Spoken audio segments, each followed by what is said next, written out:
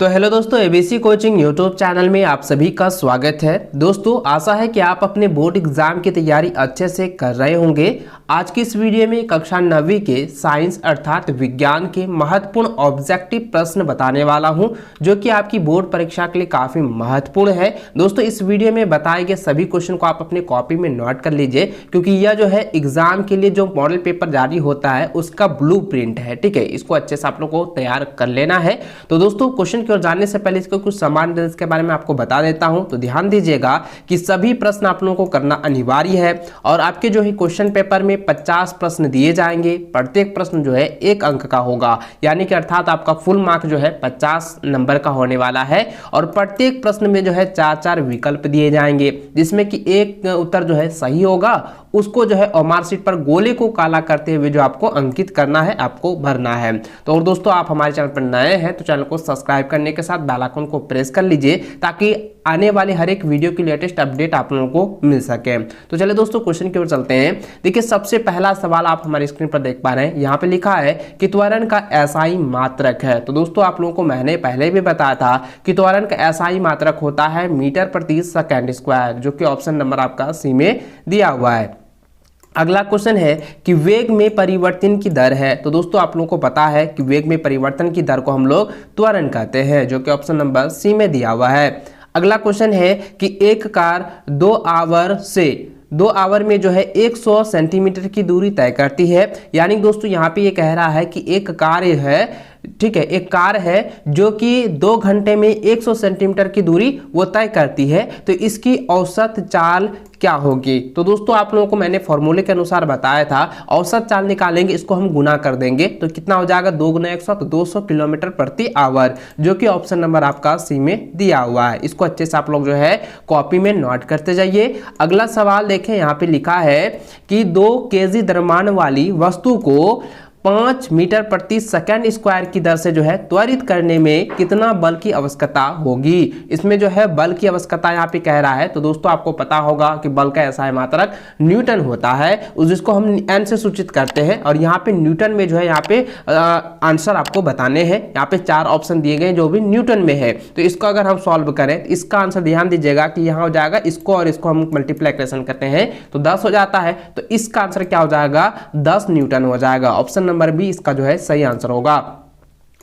अगला सवाल है कि चंद्रमा की सतह पर किसी वस्तु का भार पृथ्वी की सतह पर उसके भार का कितना गुना होता है? तो दोस्तों, इसका आंसर जाएगा 1/6 गुना होता है। ठीक है, इसको अच्छे से आप लोग जो है रट लीजिएगा, क्योंकि ये एग्जाम में जो है बार बार क्वेश्चन पूछे जाते हैं। चलिए, अगला सवाल है कि धनुष की तनित डोरी में कौन सी ऊर्जा जो है संचित होती है? तो इसको अच्छे से आप लोग जो है याद रखेंगे, क्योंकि यह जो है काफी बीबीआई है। इसको अच्छे से आप लोग जो को तैयार कर लेनी है। तो देखिए, इसमें जो है इसका आंसर ध्यान दीजिएगा कि धनुष की जो तनित डोरी है ना, वो स्थिर है। तो इसलिए दोस्तों, इसका जो आंसर क्या हो जाएगा, यह जो है स्थितिज ऊर्जा हो जाएगा। ठीक है, ऑप्शन नंबर आपका ए जो है इसका सही आंसर होगा।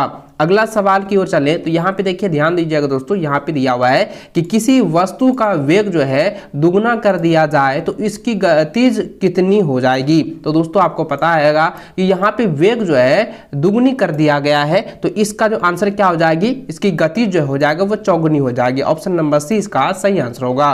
अगला सवाल है, इनमें से तरंग वेग भी और तरंगदैर्घ्य लैम्डा तथा आवृत्ति एन के बीच सही संबंध कौन है? तो दोस्तों, इसका फॉर्मूला तो आप लोगों को पता ही होगा। इसका फॉर्मूला होता है v बराबर एन लैम्डा, जो कि ऑप्शन नंबर आपका जो है ए में दिया हुआ है। ठीक है, अगला सवाल है कि ऊर्जा का व्यावसायिक मात्रक है। तो ऊर्जा का व्यावसायिक मात्रक क्या होता है, वैट होता है। तो ऑप्शन नंबर आपका जो है डी हो जाएगा सही आंसर, वाट। ठीक है, इसको अच्छे से आप लोग जो है रट लेंगे। अगला सवाल है, सार्वत्रिक गुरुत्वीय स्थिरांक जी का एसआई मात्रक है। तो इसका एसआई मात्रक क्या होता है, एन एम स्क्वायर पर जो है, यानी कि केजी स्क्वायर, यानी कि न्यूटन मीटर। ठीक है, याद रखेंगे, न्यूटन मीटर स्क्वायर प्रति केजी स्क्वायर। इसको अच्छे से आप लोग जो है रट लीजिएगा। अगला सवाल की ओर चलें तो यहाँ पे लिखा है कि यदि किसी पिंड का विस्थापन शून्य है तो बल द्वारा उस पिंड पर किया गया कार्य होगा। तो इसका आंसर हो जाएगा 0 जूल जो है कार्य होगा। ऑप्शन नंबर इसका जो है ए सही आंसर होगा। अगला सवाल है निम्न में से किसका जड़त्व अधिक है। तो दोस्तों रेलगाड़ी का जड़त्व जो है सबसे अधिक होगा, क्योंकि साइकिल, कार और बस रेलगाड़ी की अपेक्षा जो है कम भार वाला है और कम लंबाई वाला है। तो दोस्तों इसका जो जड़त्व होगा ना, तो ये रेलगाड़ी का सबसे अधिक जड़त्व यहाँ पे होगा। अगला सवाल यहाँ पे दिया हुआ है कि द्रव्यमान और वेग के गुणनफल को कहते हैं। तो द्रव्यमान और वेग के गुणनफल को हम लोग क्या कहते हैं, समवेग कहते हैं। ऑप्शन नंबर ए जो है इसका सही आंसर होगा। अगला सवाल दिया है कि ध्वनि तरंगे होती है। तो दोस्तों मैंने आपको पहले भी बताया था कि ध्वनि तरंगे क्या होती है, अनुप्रस्थ तरंग होती है। तो ऑप्शन नंबर ए जो है इसका सही आंसर होगा। अगला सवाल है कि सामान्य मनुष्य के कानों के लिए सर्वथा प्रास क्या है। तो इसका आंसर हो जाएगा 20 हर्ट्ज से लेकर 20,000 हर्ट्ज तक। ऑप्शन नंबर ए इसका सही आंसर होगा। अगला सवाल है स्टील का जहाज पानी पर नहीं डूबता है, लेकिन स्टील की कील कांटी जो है, यानी स्टील की कील अर्थात कांटी पानी में डूब जाता है, इसका कारण है। तो दोस्तों मैंने इसके बारे में पहले भी आप लोगों को डिस्कस करके बताया हुआ था सब्जेक्टिव में, और मैंने इसको अच्छे से समझाया था कि क्यों नहीं डूबता है और क्यों छोटी से छोटी वस्तु जो है डूब जाती है, जैसे कि कील हो गया, तो ब्लेड हो गया, ये सब कैसे डूब जाता है। तो इसके बारे में मैंने आपको पहले बताया था, क्योंकि यह जो है यह जो प्रक्रिया होती है वो उत्प्लावन बल के कारण होती है। तो ऑप्शन नंबर आपका बी जो है सही आंसर होगा, उत्प्लावन। अगला क्वेश्चन देखें, लिखा है कि संवेग परिवर्तन की दर समानुपाती होती है। इसका आंसर जाएगा आरोपित बल के समानुपाती होता है। ऑप्शन नंबर बी इसका सही आंसर होगा। अगला सवाल दिया है कि जड़त्व का एक उदाहरण है, सॉरी जड़त्व नहीं है, तत्व का एक उदाहरण है, यहाँ ध्यान दीजिएगा। ऑप्शन यहाँ पे क्वेश्चन जो है काफी इंपॉर्टेंट है, इसको अच्छे से याद रखेंगे। तत्व का एक उदाहरण होता है, तत्व का उदाहरण होता है ऑक्सीजन। ऑप्शन नंबर डी इसका सही आंसर होगा। अगला सवाल है कि 1 मोल बराबर होता है। तो 1 मोल बराबर होता है 6.022 गुना 10 पर पावर 23 कण। ऑप्शन नंबर ए जो है इसका सही आंसर होगा। अगला सवाल की ओर चले तो यहाँ पे देखिए 20वां नंबर क्वेश्चन ये ऐसा पूछा गया है, ये काफी रिपीटेड क्वेश्चन है, इसको अच्छे से आप लोग रट लीजिएगा। यहाँ पे क्वेश्चन दिया गया है कि ऑक्सीजन का सही इलेक्ट्रॉनिक विन्यास निम्न में से कौन है। तो दोस्तों इसका आंसर हो जाएगा यहाँ पे ऑप्शन नंबर सी हो जाएगा 2, 8, 6। ठीक है, ये हो जाएगा ऑक्सीजन का इलेक्ट्रॉनिक विन्यास, इसको अच्छे से रट लीजिएगा। अगला सवाल है कि प्रतीक C12 और 6 से कार्बन का द्रव्यमान संख्या है। तो दोस्तों इसकी द्रव्यमान संख्या अगर निकाले तो दोस्तों आप ध्यान दीजिएगा, इसमें हम क्या करेंगे, ऊपर वाला जो है क्या है, ये द्रव्यमान है, नीचे क्या है आपको मैंने पहले बताया था ऊपर और नीचे के प्रतीक को। ठीक है, तो यहाँ पे द्रव्यमान की संख्या पूछी जा रही है, द्रव्यमान संख्या क्या हो जाएगी, 12 हो जाएगी। तो ऑप्शन नंबर आपका जो है 20 का सही आंसर होगा। अगला सवाल है कि यदि किसी तत्व का परमाणु क्रमांक A तथा परमाणु द्रव्यमान Z है तो उसके परमाणु में उपस्थित न्यूट्रॉनों की संख्या होती है। तो दोस्तों जब न्यूट्रॉन ज्ञात किया जाता है तो क्या होता है, वो माइनस में होता है, तो यानी कि A - Z हो जाएगा, जो कि ऑप्शन नंबर आपका सी में दिया हुआ है। इसको अच्छे से लिख लीजिए, कॉपी में नोट कर लीजिए।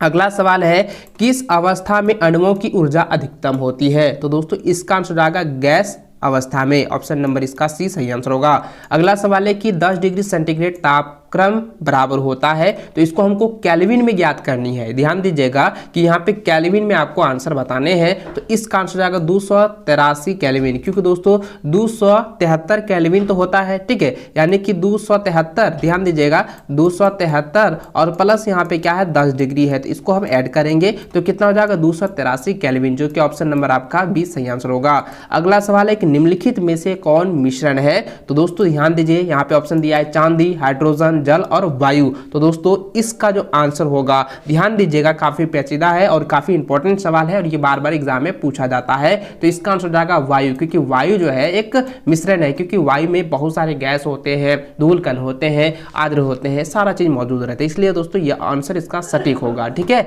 अगला सवाल है 26 नंबर, देखिए यहाँ लिखा है कि Cl आयन, ठीक है, क्लोरीन आयन में जो है संयोजकता इलेक्ट्रॉनों की संख्या होती है। तो दोस्तों इसका आंसर जाएगा ऑप्शन नंबर ए, 16 इलेक्ट्रॉनों की संख्या होती है। ऑप्शन नंबर ए इसका सही आंसर होगा। अगला सवाल है कि रदरफोर्ड का अल्फा कण प्रकीर्णन प्रयोग किसकी खोज के लिए उत्तरदायी है? तो दोस्तों इसका आंसर जाएगा ऑप्शन नंबर ए हो जाएगा, परमाणु केंद्रक। इसको अच्छे से आप लोग जो है रट लेंगे। अगला सवाल की ओर चले तो यहाँ पे देखिए 28 नंबर सवाल दिया गया कि 0.5 मोल H2O का द्रव्यमान होता है। तो इसका आंसर जाएगा 9 ग्राम द्रव्यमान होगा। तो ऑप्शन नंबर बी इसका सही आंसर होगा। अगला सवाल है निम्नलिखित में से कौन कपड़ा गर्मियों के समय में अधिक आरामदेह होता है? ये तो आप सभी बच्चों को 100% पता ही होगा, सभी को मालूम होगा कि गर्मी के दिनों में जो है सूती कपड़ा अधिकतर पहना जाता है, क्योंकि ये काफी ज्यादा आरामदेह होता है, क्योंकि हमारे ये जो पसीने हैं उनको अवशोषित कर जो है हमें ठंडक प्रदान करती है। तो ऑप्शन नंबर सी इसका सही आंसर होगा। अगला सवाल है कि निम्नलिखित मिश्रणों में से विलयन का पहचान करें। तो दोस्तों यहाँ पे विलयन का पहचान करने के लिए कह रहा है, तो ये जो समुद्री जल है ना, ये एक विलयन है। तो ऑप्शन नंबर इसका बी सही आंसर होगा। अगला सवाल दिया हुआ है कि केनाल किरणें किसका किरण पुंज है? तो केनाल किरणें जो है ध्यान दीजिएगा, यह एक प्रोटॉनों का जो है किरण पुंज है। अगला सवाल है किसी तत्व के परमाणु में 18 न्यूट्रॉन और 17 प्रोटॉन है, तत्व का परमाणु द्रव्यमान होगा। तो दोस्तों ध्यान दीजिए, यहाँ पे परमाणु द्रव्यमान पूछा जा रहा है, तो मैंने आपको बताया था कि परमाणुओं की संख्या और न्यूट्रॉनों की संख्या जो है, यानी कि न्यूट्रॉन और प्रोटॉन को आपको क्या करना है, जोड़ देना है। तो 18 और 17 जोड़ते हैं तो 35 आता है, तो ये 35 द्रव्यमान हो जाएगा, परमाणु द्रव्यमान। ठीक है, ऑप्शन नंबर ए इसका सही आंसर होगा। अगला सवाल है कि सोडियम का सही इलेक्ट्रॉनिक विन्यास निम्न में से कौन सा है? तो यहाँ पे सोडियम पूछा गया है, तो सोडियम का फॉर्मूला आपको पता है, Na होता है। ठीक है, Na का जो है इलेक्ट्रॉनिक विन्यास क्या होती है, ये आपको यहाँ पे पूछा गया है। तो ये दोस्तों इसका आंसर हो जाएगा ऑप्शन नंबर डी हो जाएगा, 281। ठीक है, क्योंकि इसका जो है 11 होता है, तो 281 हो जाएगा। अगला सवाल है, लिखा है कि 1.8 ग्राम H2O के अणुओं की संख्या होगी। तो दोस्तों ये बार बार जो है रिपीटेड क्वेश्चन है, और ये बार बार बोर्ड की परीक्षा में 100% पूछता है, तो इसको अच्छे से आप लोग याद रखेंगे। इसका आंसर हो जाएगा 6.022 गुना 10 पर पावर 22। ठीक है, इसको अच्छे से आप लोग जो है रट लेंगे। अगला सवाल देखें, यहाँ पे 35 नंबर दिया है कि आत्महत्या का थैला कहा जाता है। तो आत्महत्या का थैला जो है लाइसोसोम को कहा जाता है, जो कि ऑप्शन नंबर बी में दिया हुआ है। अगला सवाल है कि कोशिका का पावर हाउस है। तो कोशिका का पावर हाउस को हम लोग क्या कहते हैं, माइटोकॉन्ड्रिया के नाम से जानते हैं। तो ऑप्शन नंबर ए इसका सही आंसर होगा। अगला सवाल लिखा है कि ट्रैकिडस पाए जाते हैं। तो ट्रैकिडस पाए जाते हैं, काफी बीबीआई है और रिपीटेड क्वेश्चन है। इसका आंसर हो जाएगा जाइलम। ठीक है, इसको अच्छे से याद रखेंगे, ट्रैकिडस जो है वो जाइलम में ही पाए जाते हैं। अगला सवाल 38 नंबर पूछा गया है कि मलेरिया का रोगवाहक है। ये तो आप सभी को मालूम है कि मलेरिया का रोगवाहक जो होता है वो मच्छर होता है, जो कि ऑप्शन नंबर बी में दिया हुआ है।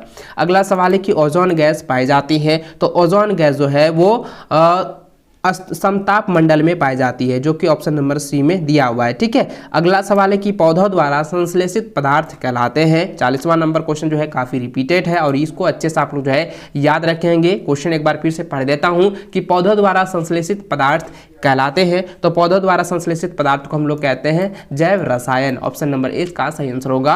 अगला सवाल है कि एक सूक्ष्म पोषक तत्व है, तो उसको हम लोग कहते हैं जस्ता। ऑप्शन नंबर ए इसका सही आंसर होगा। इसको अच्छे से आप लोग जो है कॉपी में नोट करते जाए। और दोस्तों इसका पीडीएफ जो है मैं टेलीग्राम और व्हाट्सएप ग्रुप पर दे दूंगा, तो आप अभी तक ज्वाइन नहीं किए हैं तो नीचे डिस्क्रिप्शन में लिंक दिया हुआ है, वहां से आप लोग जो है इसका पीडीएफ भी प्राप्त कर सकते हैं। आगे देखिए क्वेश्चन यहाँ पे लिखा है कि पादप और जंतु कोशिका में प्रमुख अंतर है। तो दोस्तों इसका आंसर हो जाएगा गति संबंधी जो है इसका अंतर है। ठीक है, ऑप्शन नंबर 20 का सही आंसर होगा। अगला क्वेश्चन है कि मेढक है। तो दोस्तों मेढक क्या है, मेढक एक उभयचर है। ठीक है, क्योंकि यह जो है पानी और स्थल दोनों में निवास कर सकता है। अगला सवाल है कि एक विश्वव्यापी बीमारी है। तो विश्वव्यापी बीमारी में आपको यहाँ पे आंसर क्वेश्चन पूछा गया है, तो इसका आंसर हो जाएगा एड्स। एड्स जो है क्या है, एक विश्वव्यापी बीमारी है। ऑप्शन नंबर डी इसका सही आंसर होगा। अगला सवाल है कि एक संक्रामक रोग है। 45 नंबर क्वेश्चन काफी इंपॉर्टेंट है, बीबीआई, इसको अच्छे से रट लेंगे। यहाँ पे इसका आंसर हो जाएगा दोस्तों हैजा। हैजा क्या है, एक संक्रामक बीमारी है, यानी कि रोग है।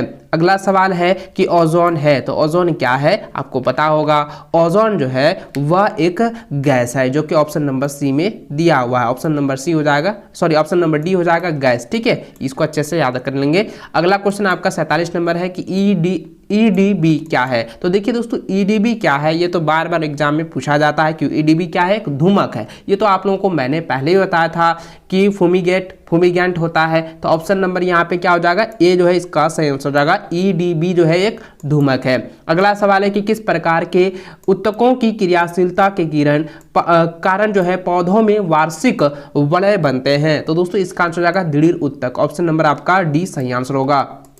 अगला सवाल है 49 नंबर, यहाँ पे पूछा गया है कि वायुमंडल में नाइट्रोजन की प्रतिशतता होती है। तो वायुमंडल में नाइट्रोजन की प्रतिशतता होती है 78%, जो कि ऑप्शन नंबर आपका बी में दिया हुआ है। अगला सवाल है कि पादप कोशिका के चारों तरफ पाई जाने वाली झिल्ली को कहते हैं, इसको हम लोग कहते हैं कोशिका भित्ति। ऑप्शन नंबर आपका डी सही आंसर होगा। इस वीडियो में बताए गए 50 क्वेश्चन को जो है आप लोग अच्छे से कॉपी में रट लीजिए, लिख लीजिए। और दोस्तों मैं आपको कहना चाहूंगा कि यह जो है बोर्ड की परीक्षा में पूछे गए प्रश्नों का ब्लूप्रिंट है, इसको अच्छे से आप लोग जो है तैयार कर लीजिए। इससे कई सारे क्वेश्चन आपकी बोर्ड की परीक्षा में आ सकते हैं। तो चलिए दोस्तों इस वीडियो को आपने अभी तक लाइक नहीं किया तो लाइक करने के साथ साथ चैनल को सब्सक्राइब जरूर कर लीजिएगा। मिलते हैं नेक्स्ट वीडियो में, तब तक जय हिंद, वंदे मातरम।